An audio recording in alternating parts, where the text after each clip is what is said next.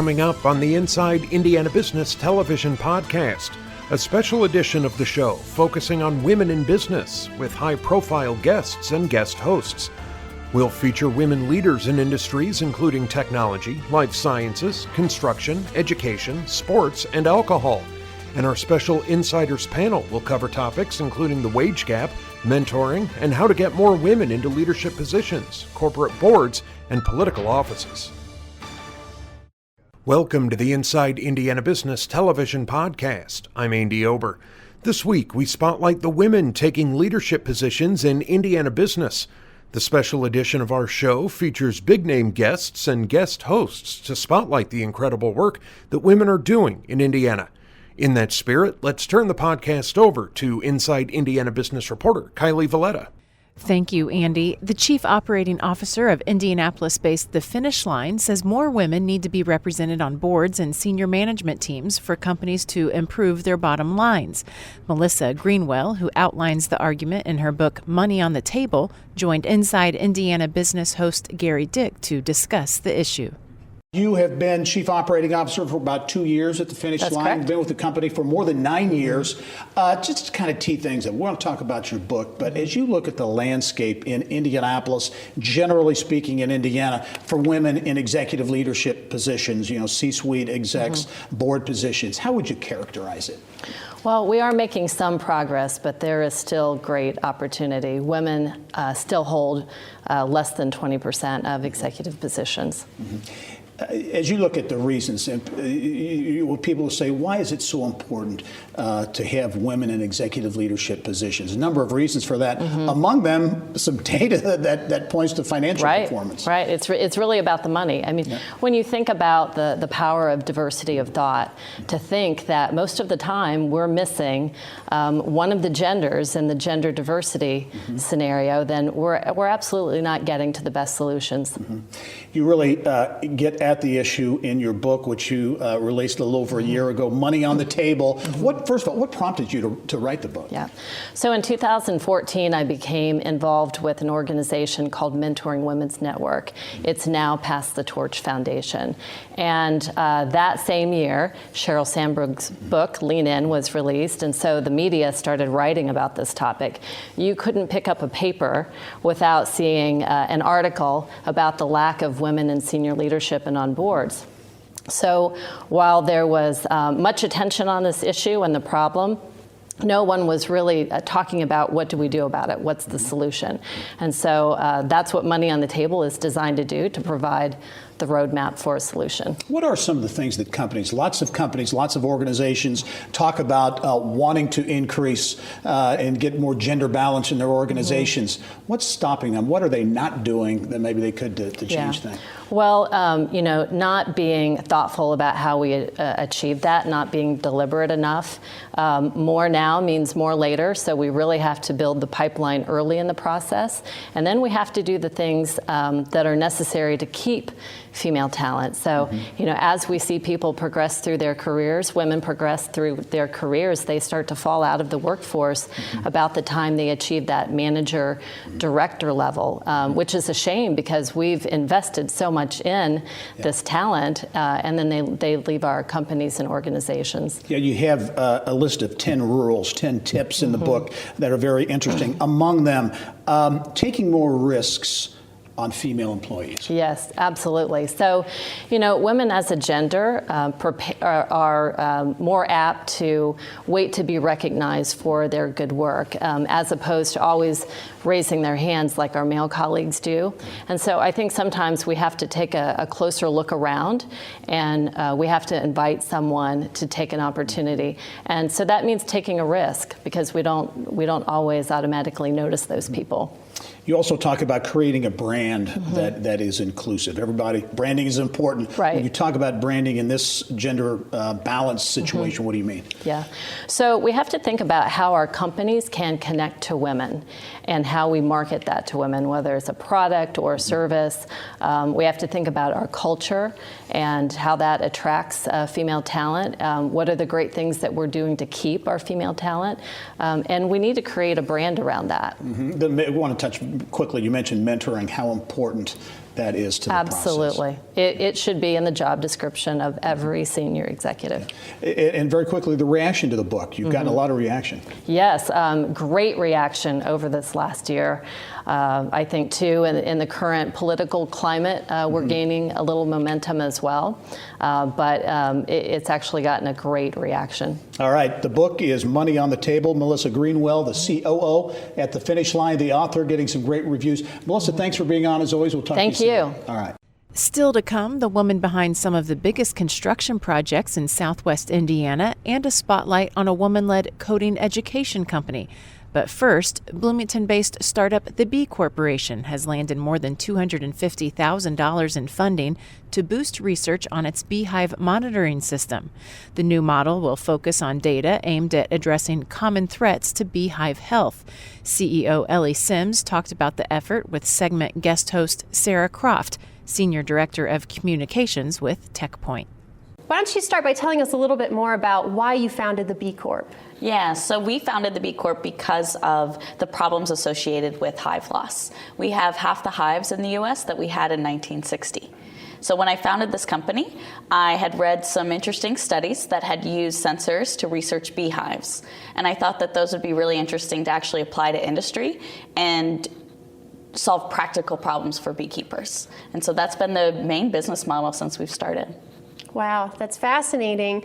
Can you tell us a little bit more about how your product actually works, how the software was created, and what talent it might possibly take to get that thing up and going? Yeah, so we put sensors in beekeepers' hives. It's IoT sensors, Internet of Things. And those sensors actually communicate to our cloud database. And then we have algorithms that run and analyze the data. So you're kind of combining a lot of different aspects of technology. And so we partner with a hardware company, NimbeLink, for the sensors. For the software, we've worked with a software development firm in Bloomington, but we also had to hire all the data scientists and analysts internally. And that was definitely a challenge. We have partnered with IU and Extern and have done a lot of internships through IU, and we'll have our first Extern this summer. And that's all data science related internships. And for hiring full-time, we ended up posting the job first on Indeed and LinkedIn and got over 600 applications. Wow. It was completely overwhelming. And so as we were filtering through those, we realized that we really needed to focus on quality. So instead of kind of casting the net broadly, I ended up picking a few data science programs in the country that I thought were really teaching their students well. And that's where we got our first hire. Gretchen Riggs came from Galvanize program that we had targeted. That's amazing. That's great to hear how you're solving some of our agricultural challenges through data. And it appears that investors and funders are also quite interested in how you solve these problems too. You just received a $225,000 grant from the National Science Foundation. Congratulations for that. Thank you. Tell us a little bit more about what you plan to use the funding for. Yeah, so this is to research pest and disease detection in the hive. So we have two products that currently help beekeepers detect problems in their hives, but we really wanted to focus on this pest and disease issue. Varroa mites are the biggest issue in beekeeping right now. A lot of money gets spent on testing beehives and treating them for this mite, and so we're hoping to kind of make that process a little bit more efficient. So this grant allows us to do that R&D. It allows us to hire data scientists to analyze that data and to finish off our software as well. Fabulous. And this isn't the only grant that you've received so far. You've had additional funding from the Indiana Small Business Development Corporation. Why don't you talk to us a little bit more about the other funders that have gotten you along to where you are today? Yeah, absolutely. There's been a lot of Indiana resources we've used.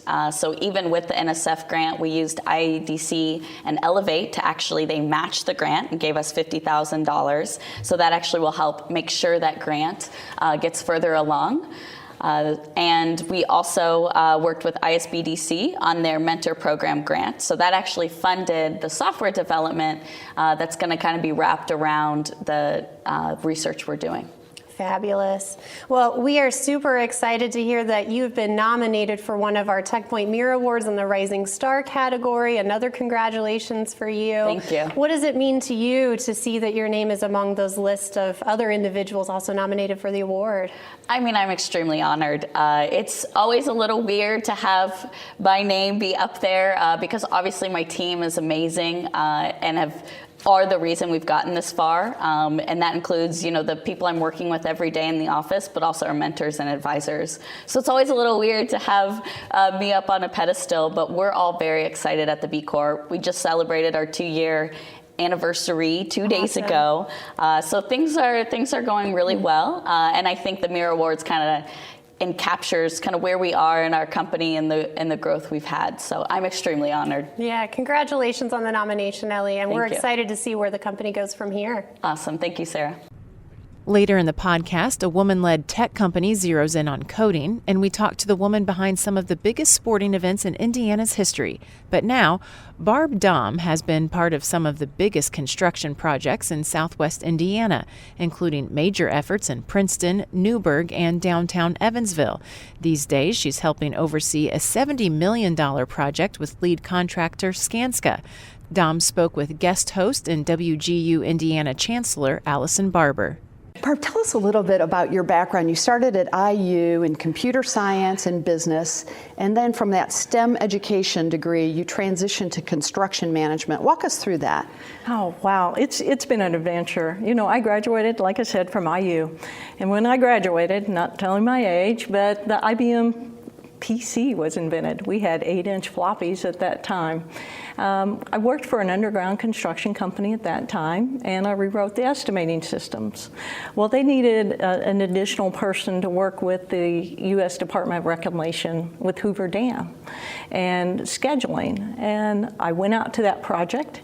I got more and more involved in the project, got more involved with the field engineering, and then it just took off from there. I said, I don't want to be the systems analyst. I want to be out on the job. I want to learn all the engineering, and it just took from there. So has your pathway been learning each step of the way? It's been learning each step of the way, challenging myself, and it's like, you just don't have to do this the rest of your life. You can do anything that you want to do. So it's like being out in the field and being involved with those projects, seeing what you can build, whether it's infrastructure projects or a hospital or a building or roadways. It's been exciting. I like being out in the field. Yeah. So Barb, you talked about how you started off and it was the IBM. In Indiana, we're really proud of our technology infrastructure and ecosystem that we've created, and we're seeing how technology is really disrupting so many of our industries. How does technology meet up and disrupt the construction industry? How are you using technology? In technology in construction, it's amazing. I don't know if you've heard of BIM, but Building Information Modeling. It's almost like if you have PlayStation. You can build the building within the computer program, the CAD. You can take your customers and clients, walk through the building. You can change the wallpapers, the landscapes, etc. On my last project, I've purchased 27 iPads that we have used out in the field. That way we didn't have the paper drawings. You take an iPad out in the field and you have the drawings right at hand, and all the foremen have those. Yeah.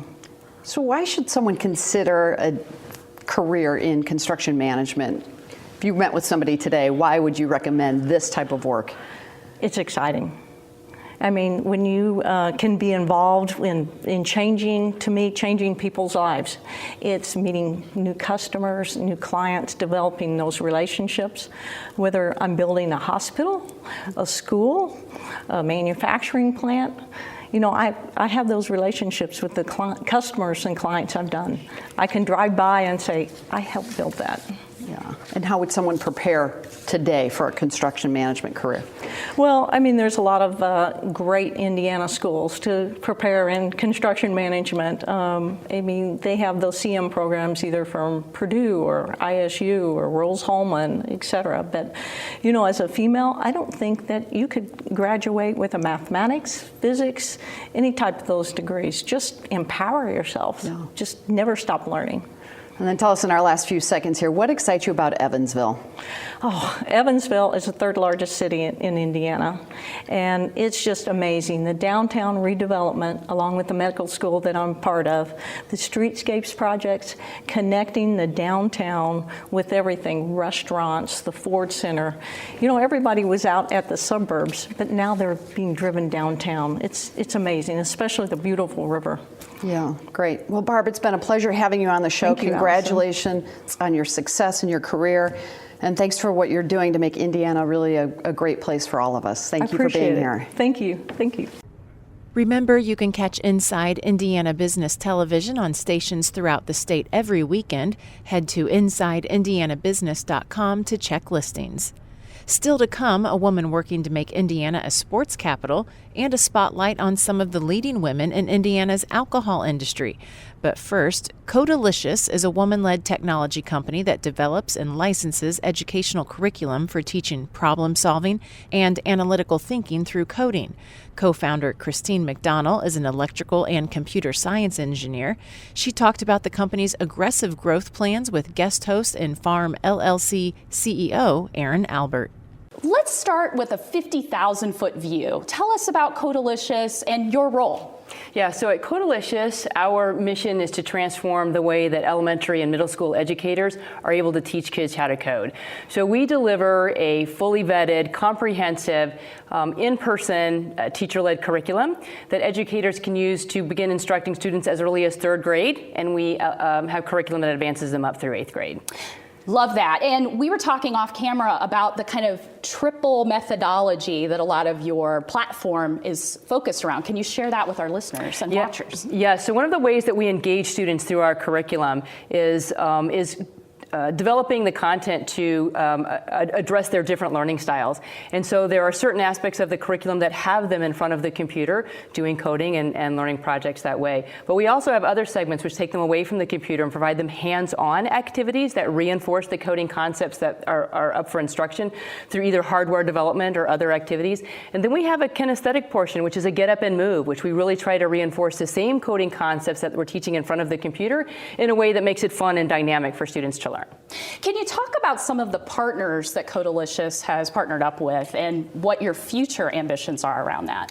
Yeah, so the exciting thing about Codalicious is we've actually reached out to quite a few partners within the state of Indiana. So on the one hand, we have our educators and our school systems who are running with our curriculum today, bringing it into the school day and educating students in the basic concepts and skills of computer science and problem solving. On the other hand, we also power external activities in the community. So we have a partnership with the Girl Scouts of Central Indiana, and we have a partnership with other community organizations where they are interested in providing these types of curriculum to their patrons, and we build content for them as well to educate additional members in the community. And can you share your own story and passion for coding?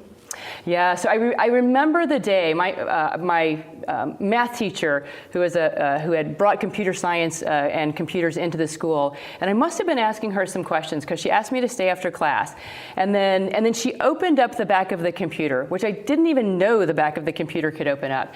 And when she did that and she explained to me how this complex array of hardware was able to execute simple commands by utilizing a computer program, I was hooked. I went on to earn undergraduate degrees in electrical engineering and computer science, and the rest is history.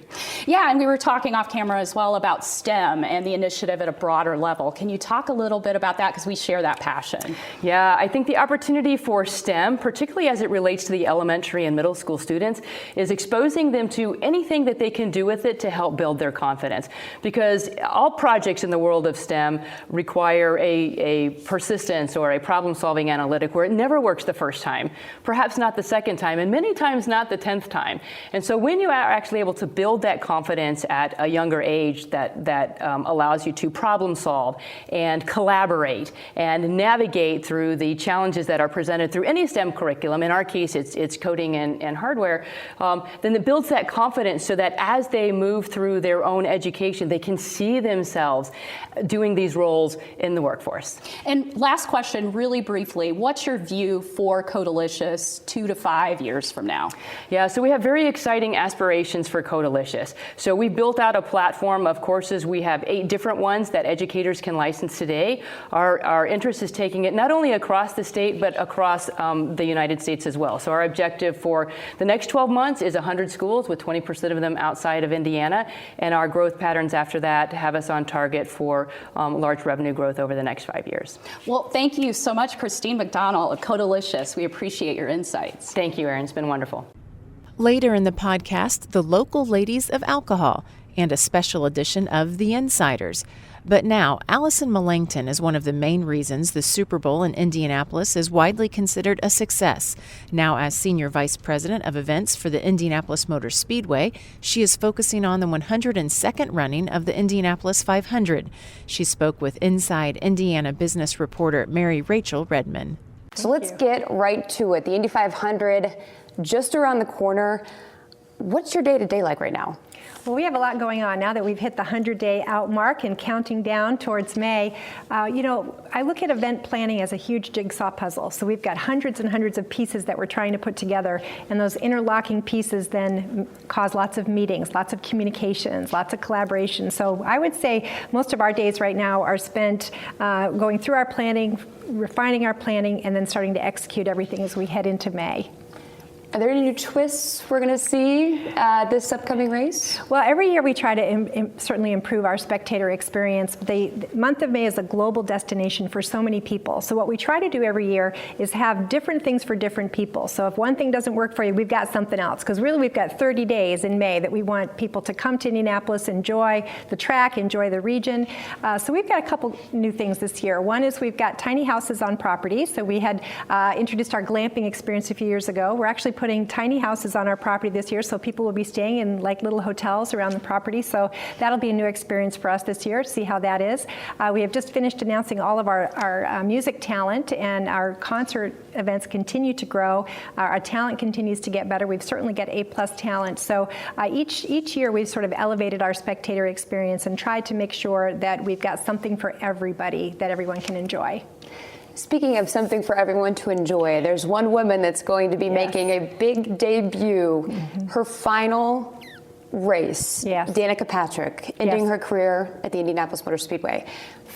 Your thoughts, first of all, and secondly, how do you think this will affect ticket sales? Yeah, well, Danica's an had an incredible career. She's an incredible name. We're thrilled. She's picked us as our last race, and we've been working with she and her team to make sure she has a great experience, and we provide everything that she needs for her to be successful there. So we couldn't be happier that she's chosen us to end her career. And then we do think it'll have a positive effect on ticket sales. You know, there's a lot of Danica fans. Certainly throughout her different career in IndyCar and NASCAR, she's attracted a lot of fans, not just female, but also male. So we expect our ticket sales to get a little bump from her, and certainly she's always good for a great soundbite, so we'll be getting a lot of good media from her either way. You know, and kind of switching gears here to your personal journey. I would say not all, but many people think that the sports industry is really a male-dominated profession, and you've been in the thick of it for 25 years. How have you been able to succeed? You know, I've had a great career in, as you said, many male-dominated sports, certainly from the Super Bowl and now in racing. And the majority of the men that I work with have all been fabulous. I've had a great experience. And I've always looked at it as I just need to be the best that I can be. It's not male-female. It's I need to be the best I can be all the time. I started feeling that way very young as a female in these male-dominated sports. And that's an attitude that's worked really well for me, to be the best. I'm a very driven person, and if I'm the best, I'm going to be recognized for that. And so I have never really felt that sort of, you know, pull haul between the male-female part in this sport, even though I've always been in the minority. With your experience, how have you seen opportunities for women change over the years? Yeah, particularly the last 25 years. You know, when I first got into sports management, there were very, very few females. And then over time, that has really changed and shifted. And there's many women in leadership in worldwide in sports, but certainly in Indianapolis, the Colts, the Pacers, and so forth, all have women in leadership. And so I've seen it grow and evolve. And certainly the women that were involved at the very beginning laid a great path for the rest of us. And, you know, I think there's many, many opportunities opportunities out there for women in sports, and I haven't felt any prejudice against that because I have been a woman. Any advice? Work hard, be the best at every single thing you do, and you'll absolutely be recognized and have opportunities. All right, Allison, thank you so much for joining us. And again, best of luck. May 27th, the Indy 500, the 102nd running. I'm sure you've got a lot to do. Yes. Thanks again. Thank you. Still to come, a special insiders panel weighs in on the top issues facing women in business. But first, Indiana's alcohol scene wouldn't be where it is without leading women mixologists, brewers, distillers, and entrepreneurs. Yelp Midwest Regional Director Brittany Smith takes a look at some of the women making waves in the industry with Smiley Morning Show co-host Nikki Reed. How's it going? Good. I'm excited to be celebrating these women and the alcohol industry. Yes. Well, let's start out with Indianapolis right here. We've got Garden Party. It's super delicious. Yes. Erin Eds, as we were mentioning off air, wonderful product, very creative. She is the Innovator of the Year with Beverage Industry. 8% alcohol goes into these hard sodas, but it's not just your average hard soda. She's taking them and mixing them with cocktails, local spirits, mixing them with ice creams to make fun little hard soda floats. Erin is such a creative spirit, constantly coming up with new business ideas and really operating a 5-star business. Well, and they're great to take on picnics too. Yes. And we've got Bear Wallow Distillery. Now, this is in Nashville, correct? Yes, Nashville, Indiana, known historically for the distillers, and this is one of the first craft distilleries in the state. The beautiful thing about this business, first female-owned distillery in Indiana, and what she was seeing is how many Indiana farmers were sending their grains down to Louisville, down to Kentucky for bourbon, and they're like, why don't we keep that here and start making these spirits in Nashville? So now you can visit their tasting room, try their different spirits, and know that all of the ingredients in them are Indiana grains. Yeah, we got to keep it at home. That's right, all right here. McCordsville, we're talking about Scarlet Lane Brewery. Yes, Elise Lane at Scarlet Lane and the entire team at this business really want to bring women to the beer industry. It's often overlooking women from the marketing scene to how the product is made, and other groups like Girls Pint Out in Indiana are really bringing awareness to this. So in McCordsville, Scarlet Lane is one of those places where you can go see a woman that's making it, a brewer behind the scenes, the owners, the investors, through and through women at that business. Loving it. Also in McCordsville, Daniel's Vineyard, correct? Yes, not too far away. This business just kicked off in 2017. Not only is it a female-driven business, it's a family-owned business. So a mother and 3 daughters. Everything that you see from the labels on the wine bottles to the vines out in the front area that they've been growing since 2010 to the wine itself is made by that family. And on site at that business, you're also going to find a restaurant with a wood-fired oven for pizza. They even brought on a raclette machine last month, so you can have the cheese straight from a raclette machine from Switzerland. Pair that with your wines. It's a really fun business. 2 great female businesses in McCordsville right there. And I know Daniel's Vineyard also does the trivia and comedy and stuff like that and wine too. slushies to pair with it. People love a wine slushie right there on their patio. Live music, great events. Yeah, absolutely. Back in Indianapolis, we're talking about Vita, that amazing restaurant. Love it. And also Jane Kim, their mixologist. Yeah, 59% of the bartenders in the high-end cocktail industry are males. It's a male-dominated industry. So we really wanted to spotlight some of those female bartenders that are really kicking butt around Indianapolis and Indiana. And Jane Kim is one of those that stood out in the Yelp reviews. Folks loved her Sazerac, where she's using cognac in it and really being creative right there at Vita. So you can saddle up to their bar, have some of their great cuisine, see them making the charcuterie on site, and then meet Jane Kim. And finally in Bristol, Fruit Hills Winery and Orchard. Yes, this is representing the northern Indiana area. This wonderful winery has a really fun program where you can get a tasting card for the year, an annual tasting card for only $5. So it's a really fun way to revisit the winery throughout the year and try their apple wine that they're known for and keep coming back throughout the year. Brittany, thank you so much. We appreciate it. And finally this week, a special edition of The Insiders focuses on opportunities and challenges for women in Indiana business. This week's panel includes Rolls-Royce Chief of Business Integration Tiffany White, Women for Change Indiana Executive Director Rima Shahid, and the Mind Trust Senior Vice President Camila Shahid Diallo. Our guest host is Kiwanis Youth Programs Executive Director Christina Hale. So, Indianapolis and our great state of Indiana has a very ambitious business agenda coming over the next 1 to 5 years. A lot of opportunity, but certainly I think we all acknowledge more women are needed in the talent pool. How do we encourage and develop women to pursue positions of leadership, executive leadership, elected leadership? Tiffany, what do you think? So we have a lot of women already in our pipeline. They're already in business. They're already in organizations like Rolls-Royce and some of the organizations you're in. What we really need to do is give them role models, give them mentors, give them sponsors. We know that when women have the opportunity to have these mentors and have these sponsors, they will want to go up the line, and they will want to have that opportunity to be in leadership roles and to be in roles of higher opportunities. Yeah. I think one of the things that we often think about is that there needs to be a formal program to bring this about. And I think that formal programs are great, but there's also just a lot of networking we can do as women, making sure that if you're in a position, if you're at the room, you think what other woman's voice needs to be at this table. And making sure that there are opportunities to bring other women along, I think can really change what our leadership structure looks like here in the city and the state. Yeah. I know that Billy Dragoo and former Lieutenant Governor Sue Ellspermann have long worked on getting women on corporate boards, but certainly in the corporate world, there's been quite a wage disparity. In fact, in Indiana, I think the wage gap is about 74 cents on the dollar to our male colleagues. Not acceptable, not acceptable. Rima, what do you think about that? I think if I remember correctly, Indiana has the 6th largest wage gap in the nation, and for minorities, we earn 44 cents to $1 and 34 cents to $1 to our male counterparts, and that's not acceptable.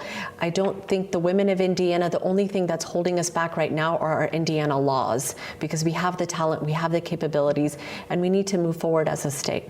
When we come to talent and talent development, what's next? Certainly education plays a big role in that. Yes. Camila, you work in this field. What are your thoughts? So I think that there's a lot of opportunity for women within education, but also I think that the opportunities are just kind of endless in terms of where we can be and doing great work. I think that women, we've seen there's a lot of research that just says organizations are better when women's voices are included. So I think that there's a lot of research to support organizations doing that. But I think that the other part is women can do it, but we need male allies who also champion this cause. So I think we need everyone to participate in doing this. Education is one field, but there are a lot of others as well. I also feel that if you have the opportunity, if you have a seat at the table, extend a hand down. Yeah. Extend a hand down and bring someone up with you, because we need to continue to grow this table, to continue to have more females and more women in leadership. So absolutely. I think everyone should bring a hand down. Everybody should be mentoring somebody that doesn't look like them or think like them. We should all be mentoring someone that maybe isn't our gender or isn't our race, maybe not our sexual orientation, or maybe didn't grow up in the same way or the same place that we didn't grow up. So whether we're a man or a woman or black or white or Hispanic, we should be looking to mentor someone that isn't like us. That's a great point, and that's certainly a casual way that we can go about a less structured program. But we also, I think, need to be concerned about positional power. Only 1 in 5 lawmakers in the great state of Indiana happen to be women. We need more. And if you do a survey around the state, we don't have enough women in executive leadership. We've never had a woman governor. We have very few women mayors. What do we do? Now, at this time, it seems we have a lot of women coming out to run for office. We have a couple of organizations like the Lugar Series and the new Hoosier Women Forward that are encouraging people, and your organization too, right, Rima? Yes, we were very happy to have the inaugural Ready to Run, and we had around 114 participants in Ready to Run. And it was a nonpartisan to get women to run for office, and it's an exciting time. I think 2018, like you said, there's more millennials running for office, more women running for office, more minorities running for office. Something that I'm really hoping for is that we would have a woman running for senator. Indiana's never had a woman senator yet, and that's something that I'm really hoping for. And I think there's a lot of organizations that have formed, and you just have to get to know Indiana has endless talents and possibilities. Just one other thought on the political piece. There's a lot of studies that talk about who actually runs for office. And one of the things that I found interesting about elected office is that women often don't nominate themselves. Yes. So they need to be asked to run. And so if there's a person in your community that you think would be a great elected official, you know they care about the issues, they really believe strongly and have strong positions, encourage them to run, because they often won't just put their hand up and say, I should do it. So much like the political realm, in corporate world, women often don't ask for a promotion. Mm-hmm. Right. So much like the same thing, we need CEOs and men in powerful positions to reach down and say, you know, you're a really great lady. You're going to go places, you have potential, and reach down and sponsor her and promote her up, mentor her, sponsor her, and say you can do the next role and make her the next vice president, the next senior vice president, and get her into that position. I'm glad to hear you say that too. And whenever I speak to groups of women, I always say the universe is tapping you on the shoulder right now. Think about it. Why not you? Absolutely. Whether it's in the workplace or whether it's in, you know, the State House. Absolutely. But what progress do you feel we have made so far? Is it enough, or what do we need to be doing? I see a big Tiffany shaking her head no. We are making progress. So when I graduated in engineering 25 years ago, a little while ago, there was only 10% of the graduating class were women. We're almost double that now, 25 years. So that's great, double, almost 19%. But that was 25 years ago. Not fast enough and not enough. Another statistic is 19% of Congress, U.S. Congress, that's double what it was 20 years ago. Not enough and not fast enough. And then we always hear the statistics that 5% of CEOs of Fortune 500 companies, we know that's not enough. So we got to go faster. I think the progress is something that gives us momentum to keep going forward. I remember when I graduated from law school, I was one of the first classes where we were majority women. And really? Yes. That's fantastic. And so you think, well, that's going to change what the legal profession looks like because you're going to actually have more women lawyers. But the entry into leadership and running law firms and having partnership track is not going fast enough. But I think that this is where there's an opportunity for women who sit on boards, who are in leadership positions, to put metrics to these things. The intention is great, but we need to have tools where we can measure progress. So when organizations have said we need X% to be women, minorities, whatever the measure is, you measure what you value. And once you put measurements to those goals, then I think you can actually make a lot of progress. You've also all mentioned the importance of relationships in one way or another. So how do we network women for success here in our state?